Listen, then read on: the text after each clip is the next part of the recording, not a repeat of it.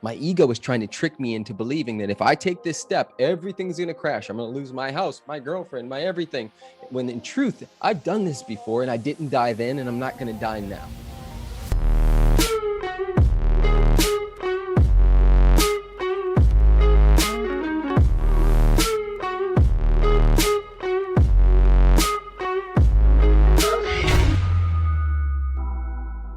Today's guest is a 2 times best-selling author, international speaker, coach, father, and husband to his amazing wife, Alexi.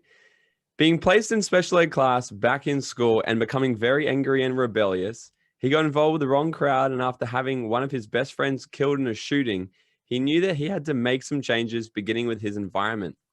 This then led to him picking up the book, Ask and It Is Given by Esther and Jerry Hicks by the age of 25, and reading and learning things like thoughts become things and we create our own reality. He got mad wondering why he had only just made it this far in life and only just picked up this book and started hearing about these things, and wondering why no one else has ever shared it with him before and why weren't more people talking about it. He's a globally recognized for helping people love more and simply amplify their message through his teachings, leadership, workshops such as the Bridge Experience. He has become an international best-selling author. He's worked with thousands of people all across the globe and spoke to crowds of over 6,000 people, been recognized by Forbes magazine, Entrepreneur magazine, BBC, and so many more as one of the world's most heart-centered leaders for our generation. So please, help me welcome the guy who went from being on the wrong side of the law, having witnessed and experienced things that most people never wish to experience in their life, then having his own surf school in California, to now being a 2 times seven-figure business owner, 2 times best-selling author, a dad of going on 4, and a husband to his beautiful wife, Alexi. My boy, all the way from Austin, Texas, Mr. Preston Smiles. Hurrah, hurrah, hurrah! Ooh, ooh. Let's go. I'm so glad I got one of those, bro. Yes, sir. Yes, sir.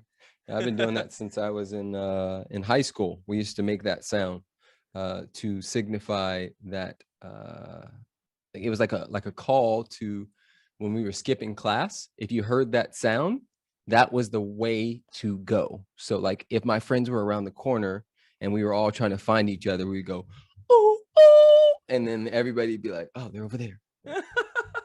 I never knew that. That's so freaking good. And then it's just, I love it. Yeah, here I am, a 40-year-old man still doing it. It's one of my favorite sounds. You gotta keep the kid in you. You can't get Yeah, old. for sure. Love for it. sure, man. Bro, I've got a bunch of like rapid fire questions I'm gonna hit to you so people can kind of get to know you really fast, and then we're gonna jump into it. Let's do it. Okay. Yep. Where did you grow up? I grew up in Los Angeles, California. And where do you live now? I live in Austin, Texas. What is your favorite food? At the moment, it would be Brazilian food. Ooh. And it's a particular plate that is salmon and black beans and salsa and plantains. Love it. If you could have any type of superpower, what would it be? It would be the superpower of like full body knowing of my human powers. So it's like we forget how powerful we are. And so if I had a superpower, it would be not to forget. And I would just walk around daily, like fully charged and knowing that I am God manifest, that I am emptiness dancing, that I am a beacon, a lighthouse, a space for transformation and for the revealing of God's love on a moment-to-moment basis. I love that. That's solid. What is your X factor? Passion. Nobody can beat me at passion. I got that fire. Yeah, yes, you do. What was your dream job as a kid? No job. Dream job as a kid was no job. But close second. If you're talking about what I was excited to become when I grew up, that was an NBA player. And then second to that was an actor. Right. You went down that route for a while, didn't you? Did some modeling and stuff. I did. Yeah. I did a bunch of stuff. I love it. Who's someone that's inspired you to get to where you are and why? That's for sure my wife. And the why is because she challenges the fuck out of me all the time. And so it's easy to be like a monk um, on a mountain pretending like you're awesome and dope when you don't have somebody reflecting all the places where you're out of integrity, right? So when I was single and nobody could challenge me, I thought my shit didn't stink. But the moment I got in a deep conscious relationship, all the little areas where I was still selling out on myself, selling out on her, and selling out on the world, she reflected back to me. And as much as that hurt my ego and I wanted to blame and shame her, I recognized that it was all an opportunity for me to keep leveling up. And that's what keeps happening. I would not be where I am today without her. Yeah, that's so interesting because I've been learning so much more about that, like what you're saying, like perceptions, projection, and how like we're our own mirrors and stuff like that. Do you want to talk a little bit more into that? Like, how did you kind of how what are some things that I guess she started to show up in you that you recognize that you hadn't worked on and stuff? Yeah, man. There's so many like layers to this conversation, but one is previous to my wife, I had never made love to a woman. I'd only had sex. I'd only fornicated, but I had never made love. And so her heart being open to me and her leaning forward forced me to see where I was still not fully open. And so it's something as simple as that. Her being fully, expressed in any given moment in her divine feminine forced me to see where I was not in my divine masculine. And so that's one area.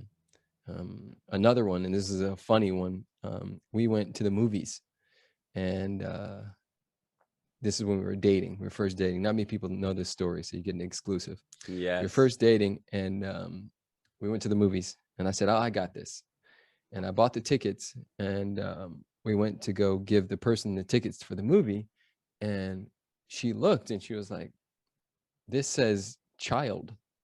It says adult and child." And I was like, "Oh yeah, it's just a way to like pay less." And she was like, "No, that's deeply out of integrity, and I will not have that." And I was like, "Okay, you're right." And I had justified it in my head that like, they're charging us $15 to see a movie when, this should be only $8 or whatever. So I'm just going to put one adult, one child. And like, I was like trying to cheapskate my way through a date, and she called me out on it. And that was one of those moments for me where I was like, oh, she's probably going to do this for the rest of my life. And it's like, all right, I'll take it. I'll take it. I love I love that, bro. Man, I'd love to yeah, like what you guys and obviously I know you both kind of equally. Seeing what you guys have done in relationship and stuff is so freaking cool. So I'd love to kind of see where that goes. But I in this chat, I'd firstly love to hear about like I know a lot about your story and I kind of touched on a little bit in your intro here, but you left like you kind of broke away from what you knew was a rough crowd, like the way you kind of grew up and when you're a teenager and everything. Then you've gone on to, you know, freaking kill it, absolutely kill it in life and make a massive, massive impact on a global level. I'd love to, can you go back to that time and explain to us and talk us through? Because I know so many people in like, I refer to as like leaving one table to go to the next. Like so often we're like, everyone's sitting at a table right now in their life with the people around them, the conversations they're having, the income they're making, the impact they're having. And they always see the next table and they see who can be sitting at it, but they're always scared to leave and make that leap. And Yep. you did that. So could you talk us through like how can someone do that? Because there's so much fear and uncertainty there, right? For sure. I can go way back there, but I could also go to 6 months ago because I keep doing this. One of the principles that I live by is elevation requires separation. And so if you are calling in elevating, whatever that means to you, you must separate from certain things, certain people, certain foods, certain energies.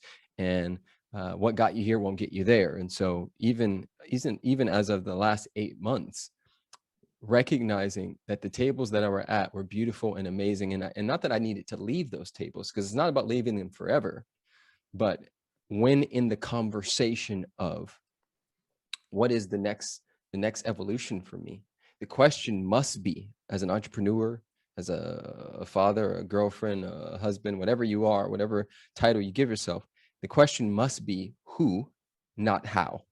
Most people start everything from, oh, I'd like to make this kind of money. How do I do it? Oh, I'd like to have this kind of job. How do I do it? Oh, I'd like to call in this kind of partner. How? And that's the wrong question. The question is who. And so for me, back then, and even as of like I said, like 7-8 months ago, I recognized that if I walk like, talk like, eat like, smell like, drink like, think like, stress like the people that I was currently being around, that I was going to have what they were having. And when I looked around, and this is important for all of us to pull back, right? Pull back, 30,000 foot view. Look at your life, look down at it and say, would I be okay 10, 20, 30 years from now, knowing that this is the potential that I reached? Because we inevitably almost always become who and what we spend our most time around. And so if you spend all your time on YouTube, then you turn into a little YouTube robot. If you spend all your time around, people who have beautiful hearts but don't have big visions or big dreams, you'll have a big beautiful heart with not much ambition. And so the question is it's not about getting rid of, because I had a conversation with my friends and my family, and I told all of them, hey, there's something really big on my heart, and I know that I need to go away for a while. I don't dislike you. I don't hate you. I don't want you to take this personal, but I'm going to separate myself, and I'm going to go hang in some different circles so that I can learn some of those things and bring them back to us. And literally, I stopped answering my dad's calls, all the things, and I talked to him about it. It was a tricky thing, because I love all those people, but I knew that if I just stayed around them, I was going to have what they were having. And so I made some different decisions. I've been doing that since I was a kid. And even as of 7-8 months ago, when I moved here to Austin, I noticed that part of me that identifies as the lone wolf. And all of us have these sort of identities that we hold on to. And one of mine is the lone wolf. And whenever there's like popular kids, the wounded part of me that was wounded by the popular kids sort of separates and like makes them bad or villainizes them. And so, I got to Austin. I said, you know what, I'm gonna sidestep that conversation, and I'm gonna have new friends, right? I'm gonna see what happens if I allow new people into my space and what they will reflect and teach me throughout this process. And it's been extremely expansive, man. Like even the house I'm staying at right now is a lakefront, big $4 million house. And the only reason I got that house is because of the very thing that I'm talking about, which is a friend of a friend said, hey, I know a guy who would love to have you on his podcast. And just so you know, and I think you know this, I say no about, for every 20 requests, I say no to 18 of them, and 2 of them I say yes to, because everybody's got a podcast, right? Yes, that's right, baby. So you guys are getting the gold. So intuitively, I had a hit, to say yes to this one, and so I said yes, and I was just really nice and just being a good dude, right? That's that. At the end of the day, you just be a nice person. And the guy at the end of the podcast, when it wasn't even recording or anything, he said, hey, I heard you're moving to Austin. I said, yeah. I didn't know anything about him. I knew nothing. I said, yeah, man, I'm moving with the family. He's like, oh, you got a place to stay yet? And I said, oh, we're building our house, but we'll figure something out. And he said, oh, I got an extra lake house if you want it, free of charge. And I was like, what? And he's like, yeah, I got an extra house if you want it. You can stay there for a month or two for no money at all. And I was like, bro, you don't even know me. That's a really big, beautiful gesture. And he's like, oh yeah. Come to find out, he's like one of the biggest real estate dudes in the world. And he, even 2 months ago, he took me on his private jet to go see my mom, because I hadn't seen her because of COVID. And so me extending myself has over and over again turned into all of these new opportunities. And so anybody listening right now, I challenge you to be proactive about separating to elevate, and make sure you do it from a clean space. You're not separating because you're better than your friends or family. You're separating because there's something different on your heart than is on their heart. Mm. And that's huge, you know. That's like, I see as Travis being rewarded from the universe for taking the action you're meant to be taking, because you know we get these nudges, we get these urges, and like these hunches, and we just got to go on them, right? And I always get really weirdly excited about making massive changes in my life, like moving, like I've moved countries a couple times now, or like big life altering decisions, because I just know that I'm like, if I'm having this, like, call it a download, intuition, whatever we want to call it, if I'm having this idea to make this decision, I know it has to lead me to something even greater, because that's just how it works. Like everything's working for us, and you know, it's conspiring for us for what we want ultimately. So I love that. And shifting on the conversation of kind of shifting tables, and because this is a primary thing I talk about with so many people, because I think to really go to make the step from where you are to where you want to go, it's got to require this. And what I see often in people is some people who have got like self-esteem issues or feeling not good enough can kind of struggle more with this. So how can someone, I guess, realize that they actually don't need to stay at this old table or to stay at this old place to feel good about themselves? How can we start to fill up our own cup in a way where we know that we're perfect, whole, amazing, beautiful as we are, and everything else Yeah. is just the cherry on top? Well, one is what they're doing right now. If somebody is listening who identifies with what you just said, the mere fact that you're listening to a podcast where it's, you know, you're opening up a new portal, a new paradigm, a new space for you to remember who and what you are, that's a big deal. What's even a bigger deal than that is giving yourself credit for all the times where that's already happened. You know, one of the things that people do, and this is the false self, it will go into the past and find a bunch of negative stuff and then project into the future. And what people often forget is that there's been hundreds of times in their lives where they've already left one table to go to another. Now, sometimes it's forced, their hand is forced into that thing. But whatever it is, if you look back and give yourself credit and go, I didn't die. My ego is trying to trick me into believing that if I take this step, everything's going to crash. I'm going to lose my house, my girlfriend, my everything. When in truth, I've done this before and I didn't die then, and I'm not going to die now. Right? So credit is one of the biggest things. The first thing, though, is you have to decide that you'll figure it out, or that you'll find somebody to help you figure it out. That's step number one, is decide, make the decision. And there's a big distinction between I want, right? I want to move tables. I choose, right? It still has a back door. I choose, but it wasn't in alignment, right? And I commit. I commit means there's no matter what. If I have to move a mountain, the mountain must move because I'm committed.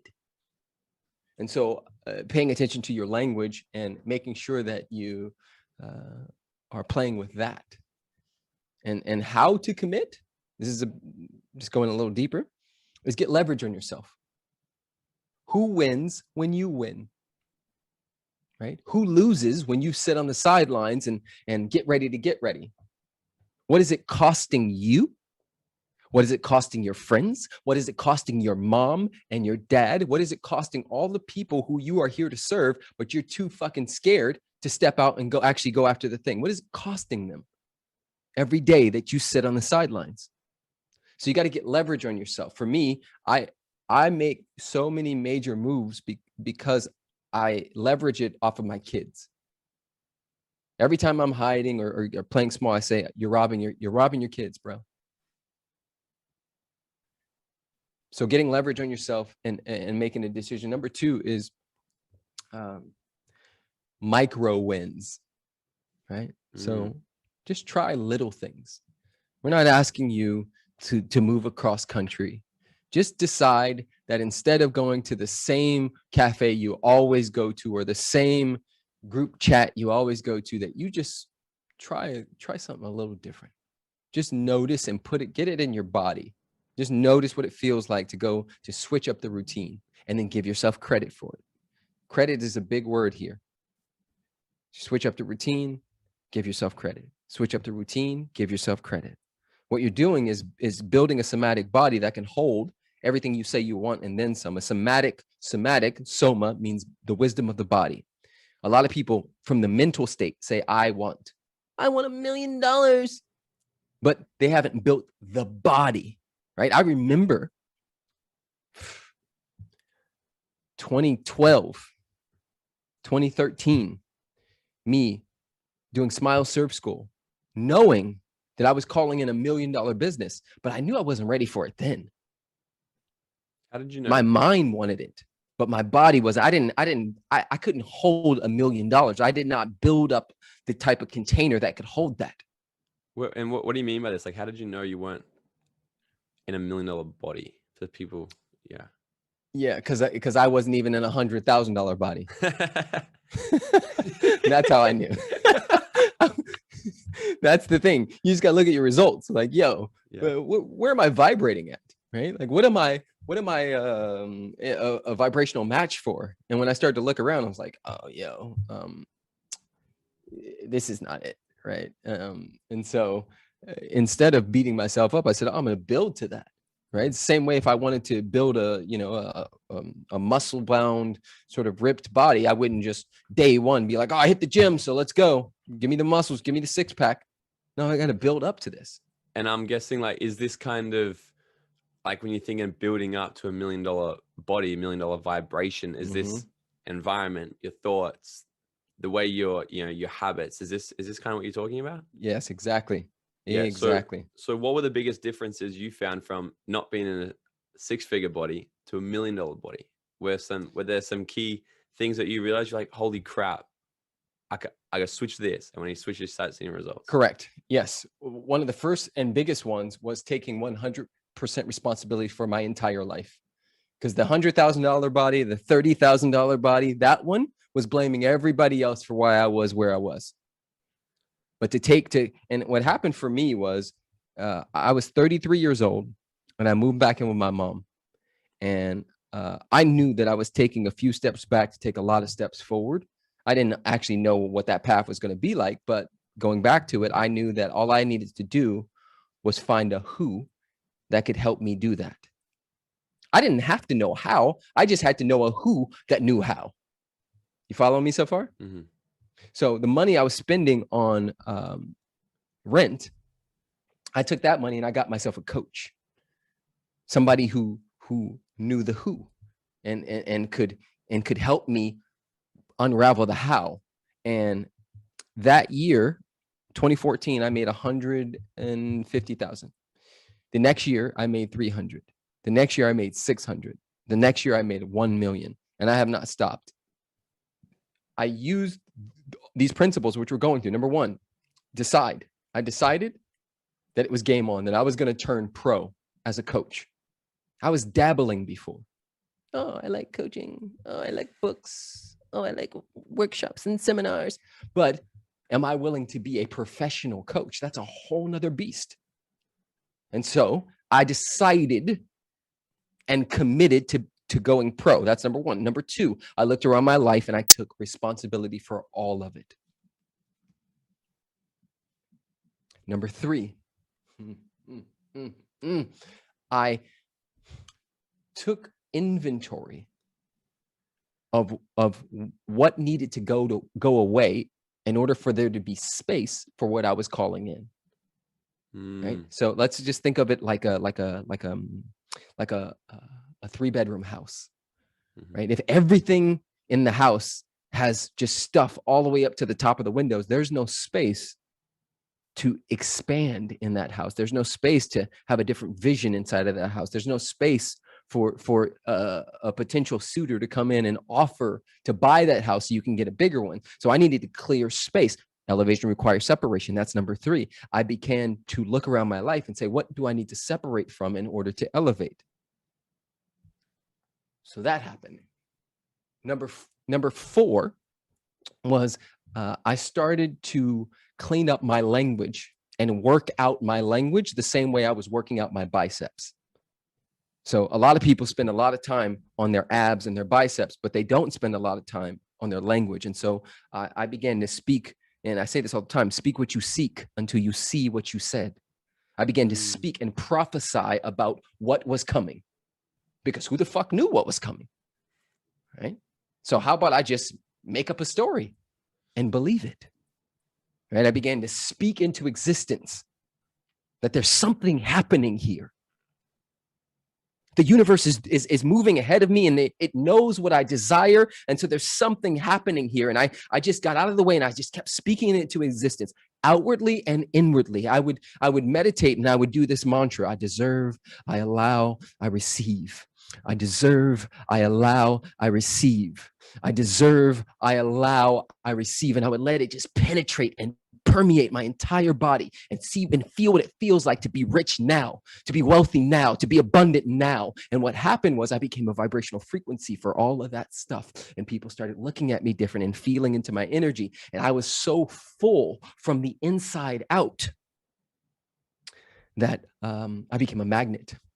Right. So number 4 was speak what you seek until you see what you said. Number 5 is and they say this in sales, it's ABC, which is always be closing. But for me, it was ABC. It was always be celebrating. And so I started to just celebrate everything, right? I don't know about you, or have you ever seen this, or have you ever dated somebody who was less attractive, but there was something so magnetic about their confidence, right? The confidence and the attraction comes from their inner joy. It's the reason why puppies and babies and things of that nature get so much, oh, right? We see a puppy, oh, we see a baby, oh, because their inner joy is just radiating, right? And so I began to radiate with inner joy because I was celebrating everything. And number 5, I began to notice all the ways in which I was programmed to be careful, right? As a kid, especially a boy, I would hear all the time, be careful. Be careful, Preston. Be careful. And so one of my mantras was be dangerous. Go too far. Go too far and find out, right? And so I kept finding my edge. And what happened was every edge that I found, I would push it out a little bit further, and I built a body that can hold more because my container was expanded. We know this. Context creates content. The context of this room shapes how the content can be placed. The context of be dangerous created the content of somebody that other people looked at and said, I want to learn from him. I want to know what he's doing. And so all of that, those are the 5 principles. All of those helped me build a somatic body that took the whole thing to another level. Mate, that's amazing. And I know a lot of the work you do, and because we've done so much work together, actually. You were actually the first ever self-development event I ever did was with you. You, Trippy. Alexi, and Scott Cody in LA.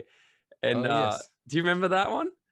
Yes. We do the ninja samurai games. Yes. And this was so funny because like I would have been 21, 22 years old, something like that. I went to America for the first trip ever. And I was like, this is amazing, America. And then I just saw, I was like, oh, this guy, Preston Smiles, I've seen some of his videos and stuff. He's doing this event. This will be cool. Not knowing this is like a high level leadership event. And I go into this event and I just got destroyed. I was like, what is this? But that event changed so much for me.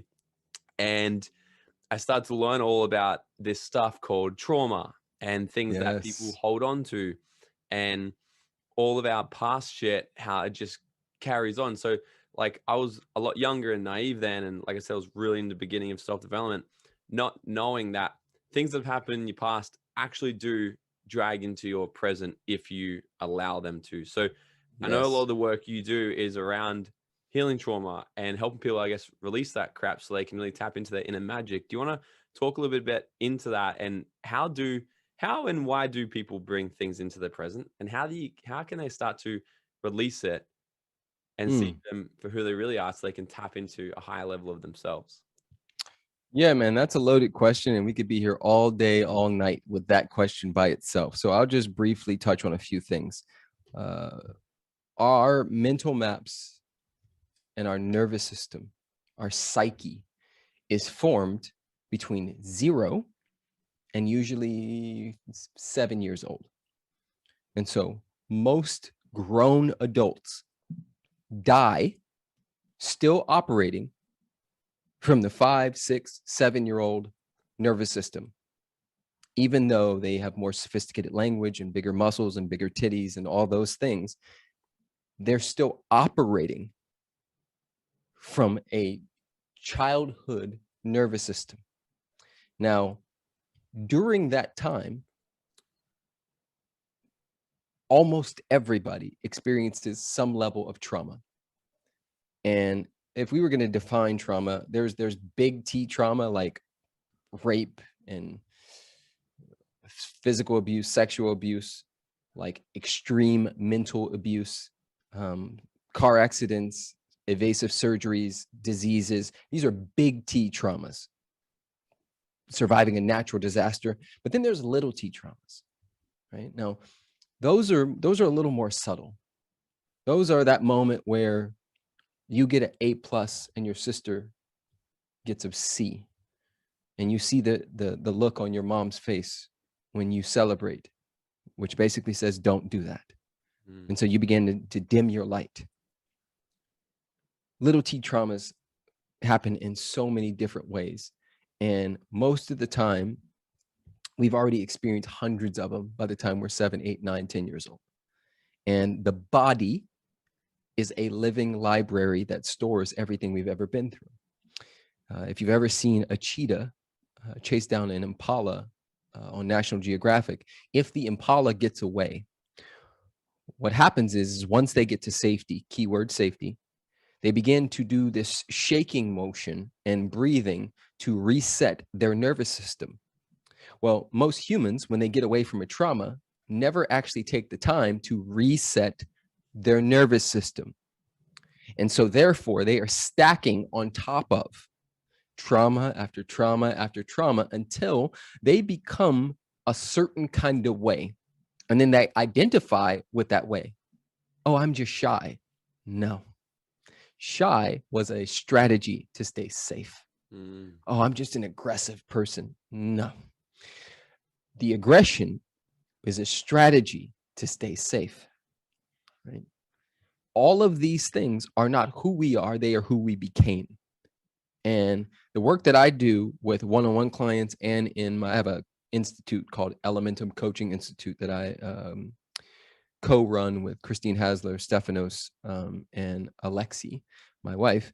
The work that we do in there, the work that we do in Bridge, the work that I do with, people in my program called Amplify is all about helping people dislodge and reset the nervous system.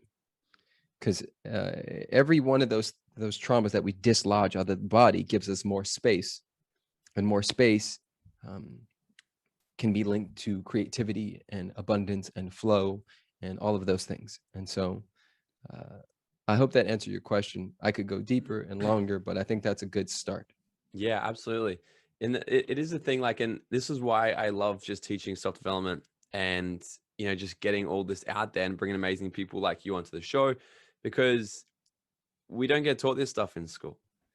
And especially in Australia, we grew up where if things like that happen, it's just forget about it. You need to be a tough guy. You need to be a tough girl.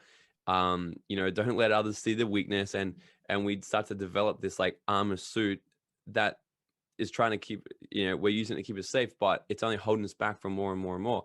And the more you kind of tap into all of this, you start to realize how much crap we do bring in, and it's just not useful anymore.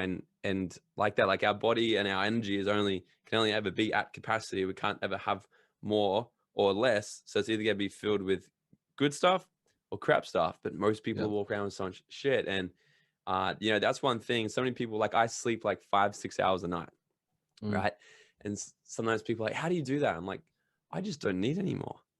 Because mhm, like I've just gotten rid of so much shit out of my body where I just feel freaking mm, great, and I choose to refill it with all the good and surround yes. myself with people who speak about good stuff as well. So it's really interesting, man.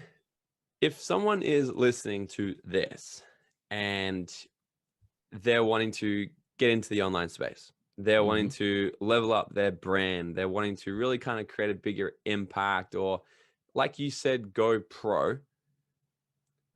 Was there something like, was there like a one thing you did, or is there like a one thing you'd recommend? Like, is there something that somebody should be focusing on, going all in on something, or is it multiple things? Or Yes and no.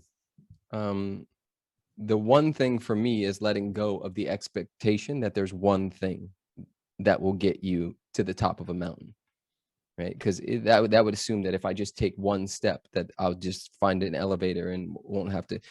The trail will change as I'm walking up that mountain. It'll twist, it'll turn. There'll be bigger rocks, smaller rocks. The one thing is consistency. Um, the second thing is that changed the game for me is seeing family and not dollar signs. A lot of people want to get in the online space and the first thing they see is dollar signs. And because of that, their audience feels that. There mm, are people that have been following me for over 9 years who will never ever buy a single thing from me ever in this lifetime. And those same people will say, yo, that dude actually gives. That dude genuinely cares about humans, whether they have money to give him or not. So the thing that I would suggest is actually build a community by giving to the best of your ability. And when it's time for you to pull the trigger and make an offer and do all of that kind of stuff, they will gladly run to the front of the line and say, I will be there because of who you've been being over 6 months, 7 months, 10 months, a year, 3 years. Be consistent. Give your gifts, and your gifts will make room for you. mm, I love it, man. This has been really freaking epic. Gonna chat with you, hang out, catch up again. Um, where can everybody find you? Social media, follow you, check you out. All the things, man. I am actually launching a new podcast called the Preston Smiles Show. Yes. So if you guys are into podcasts, which I assume you are, that shit's going to be absolutely ridiculous in the best way possible. When is that So coming out? that'll come out in 2 weeks from now. So Cool. So when it's already out, guys. yeah, it's already out. Two Yeah. to 3 weeks from now. So Preston Smiles Show on Apple Podcasts, all that stuff, and then at Preston Smiles on YouTube and Instagram. Those are the 3 places you can find me, if not PrestonSmiles.com. Yeah, man, this has been awesome. Yeah, wicked, man. All right, to wrap this up, bro, I've got one final question for you. Are you ready? Hit me. If you were to go back to your 18-year-old self and give him 30 seconds of advice, what would it be? Uh, I'd say go too far, make more mistakes, have fun, really actually enjoy the process. Stop trying to hurry up and become an adult or hurry up and be a millionaire or hurry up and do anything. Actually enjoy it so that when you look back and you're 28, then 38, then 48, then 58, you can say, hey, I rode that bitch all the way through. I had so much fun. I enjoyed every piece of it. And I did not have some expectation that I needed to be anywhere other than where I actually was in that moment.